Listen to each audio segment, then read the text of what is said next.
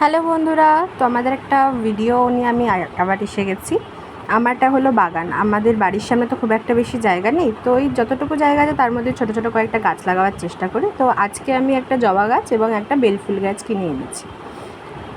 এই যে জবা গাছটা আর বেলফুল গাছটা মা এরকম বসিয়ে দিচ্ছে। আর আমার বাড়ির সামনেটা এরকম। আমার গাছ লাগাতে ভীষণ ভালোবাসে। আর আমাদের পাখির খাঁচায় অনেকগুলো পাখি ছিল, উড়ে গিয়ে পড়ে গিয়ে মরে গিয়ে দুটো এসে দাঁড়িয়েছে, সে দুটোই রয়েছে। আমি ডাক্তার দেখাতে গেছিলাম এবং চলে এসেছি। তো আমি জবা গাছটা এনেছিলাম যে পরের দিন, মানে আজকে বৃহস্পতিবার, আজকে আমি পুজো দেবো বলে, মানে কালকে কিনে এনেছিলাম গাছগুলো। এটা কালকের ক্লিপ ছিল।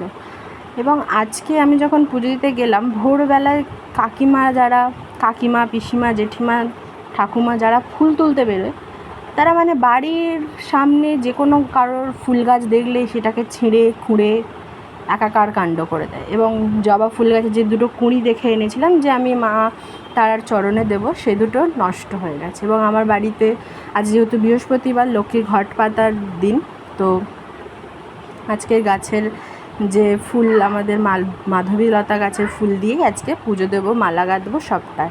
তো বাড়িতে গাছ লাগালে এই একটা সুবিধা, সে বড় নিম গাছ বট গাছ বড় বড় গাছ নাই লাগাতে পারি, সবার তো জায়গা সমান হয় না, যেরকম আমার বাড়ির জায়গা কম সেরকমই।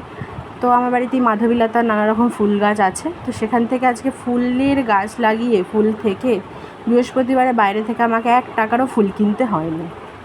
এই যে মাধবীলতা গাছ থেকে ফুলগুলো তুলে একটা একটা করে সুতো সূচ ছাড়াই আমি গেঁথে নিচ্ছি। যারা জানো তারা জানো কীভাবে এটা গাঁথতে হয়। যদি না জেনে থাকো তাহলে আমাকে কমেন্টে অবশ্যই জানাবে। আমি তাহলে নেক্সট ভিডিওতে এটা টিউটোরিয়ালের একটা ভিডিও দেবো। এরকমভাবে মালা গেঁথে ছোটো ছোটো করে ঠাকুরকে পরিয়ে আমি সুন্দর করে ঘট বসিয়ে পুজো দিই। বাড়িতে নিম গাছ বট গাছ নাই লাগাতে পারো, ছোটো ছোটো ফুল গাছ লাগাবে, তাহলে দেখবে তোমার বাড়ির পুজোটাও প্রপারলি হয়ে গেছে আর গাছ লাগানোর কাজটাও হয়ে গেছে। তো এটাই রিকোয়েস্ট সবার কাছে।